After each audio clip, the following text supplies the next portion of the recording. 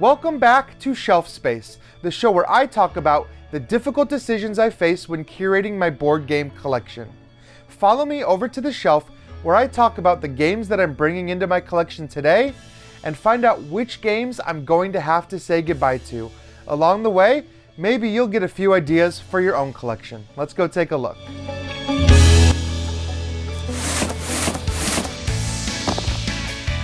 Welcome back to the shelves. Today I'm going to be doing things a little bit differently because I am tackling a giant game today, and that is Anachrony, the Infinity Box. This Infinity Box collects all of the Anachrony content to date, including the base game, the miniatures, the most recently released expansion, Fractures of Time, and all of the modulars from the base game, the expansions, and the different solo modes. There is a lot of content in this game, and it is all organized through the use of game trays. Now, I could talk to you about this game and the way the organization works and just how cool it is, but I thought I would do something different and actually show you. So we're gonna go ahead and jump over to the table, and I'm going to unbox this game right now. Afterwards, we'll come back and figure out how I'm gonna fit this game on my shelves, so stick around.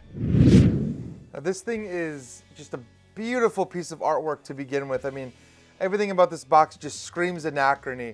For those who don't know, Anachrony is a game about time travel at the end of the world. It is a heavy strategic Euro game that has a ton of theme, which is maybe a little unusual for Euro games, but it works so well here. And because of that theme, this game comes with just beautiful artwork, miniatures, and things like that. So let's go ahead and open up this box and see what everything inside is going to look like.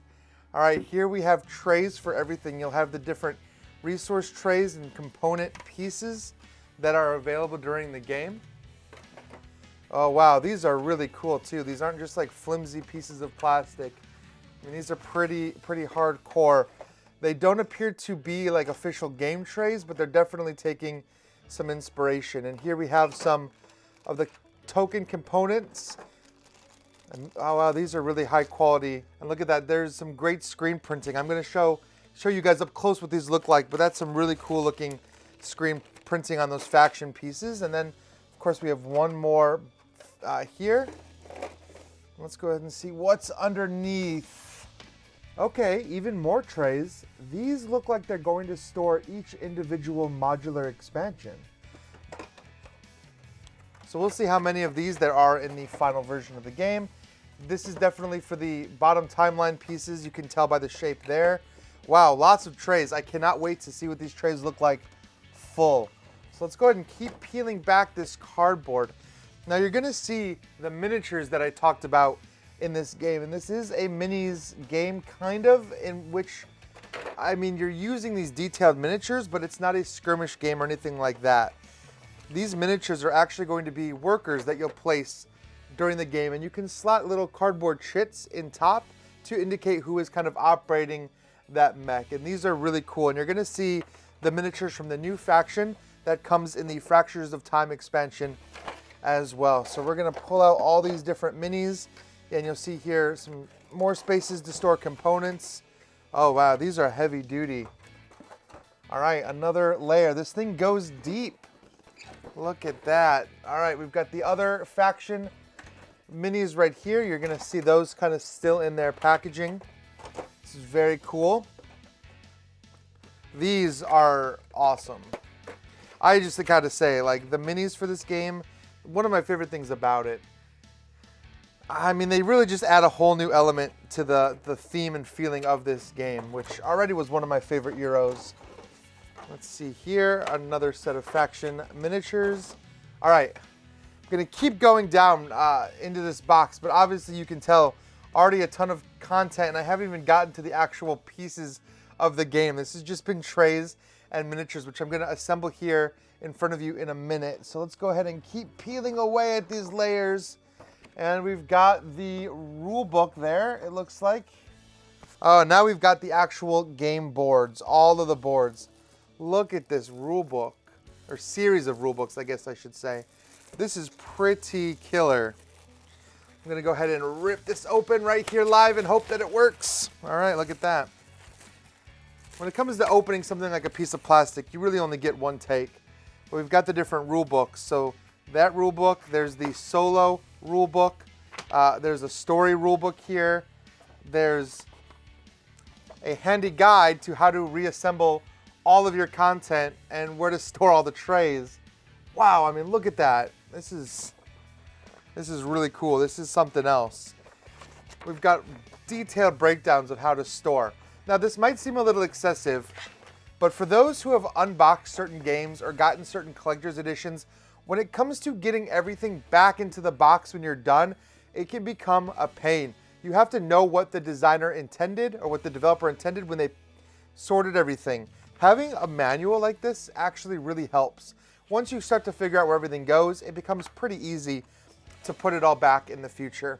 All right, well, we've got, looks like packs of things here. So these boards came sealed. Of course, you're gonna have all the boards you need to be playing the game boards, the expansion boards, the different module boards that you can use. There are a lot of these.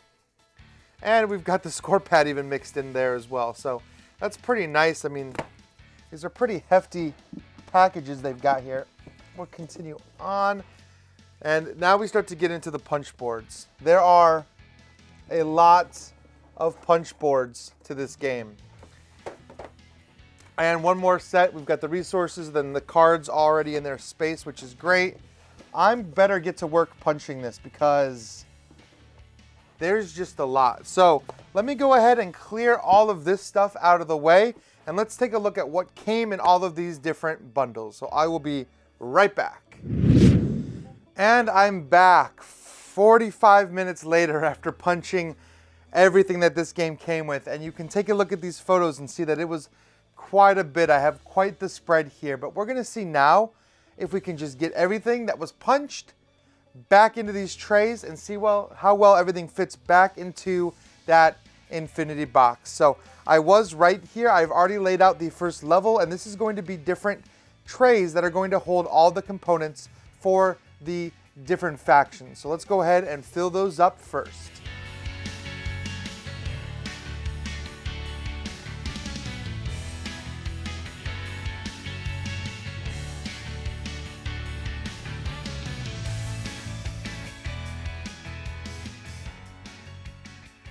Welcome back. You've already seen how huge this game is. In fact, it's the size of almost an entire Calyx shelf on its own. So I had to be a little creative when it came to finding space for this.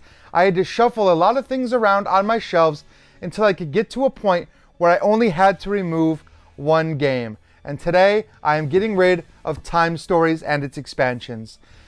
It's interesting that I'm replacing one time travel game with another, but there is a lot of differences between these games. Time Stories is a narrative adventure that, yes, is going to involve time travel, but it unfolds over a number of different campaigns where you're going to be actually solving mysteries throughout time and completing a overall story that crosses many different scenarios. Now, I'm getting rid of the white box because I have already completed all of the scenarios for the white box, and I've just been holding on to it for nostalgia's purposes. We had a lot of fun playing through this campaign, and I just think it's a really pretty game to have on your shelf, but I'm replacing it with something that is equally good to look at. Now, the next series of Time Stories, the Blue series, is already out, and you can get the experience box to kind of make those into a campaign as well. So I'm getting ready to jump into that. So I don't think I'm going to really need Time Stories anymore, and this is going to get passed on to someone that can experience that game from the beginning. So Anachrony is coming in, and let's find a place for that on the shelf. Hopefully you've enjoyed watching today and watching this unboxing, and hopefully you agree with the decisions that I made. Hopefully these decisions will help you curate your own game collection. So as always, thank you for watching us here at MVM, for liking, subscribing, and following what we do, and I will see you next time. Now, before you go, there's one more thing I want to talk about.